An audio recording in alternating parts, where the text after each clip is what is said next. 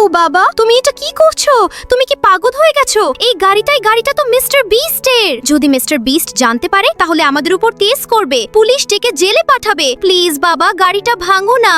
না মেয়ে, চিন্তা করো না, আমি এই গাড়িটা নষ্ট করছি না। আসলে মিস্টার বিস্ট নিজেই আমাকে একটা চ্যালেঞ্জ দিয়েছে। মিস্টার বিস্ট, কি চ্যালেঞ্জ বাবা? সে বলেছে যদি আমি এই গাড়িটাকে একটা দারুণ সুইমিং পুল কারে বদলে দিতে পারি তাহলে সে আমাকে $50,000 দেবে। তুমি তো জানোই মেয়ে, আগামীকাল তোমার মায়ের অপারেশন। ডাক্তার বলেছে টাকা না হলে চিকিৎসা সম্ভব নয়। বাবা, তাহলে এই চ্যালেঞ্জটা মাকে বাঁচানোর জন্য? হ্যাঁ মেয়ে, যখন মায়ের প্রাণের প্রশ্ন তখন ভয় পাওয়ার কোনো জায়গা নেই। আমি এই চ্যালেঞ্জ জিতেই দেখাবো। বাবা দেখো, গাড়িটা সত্যি সুইমিং পুল হয়ে গেছে, একদম নতুন মতো লাগছে।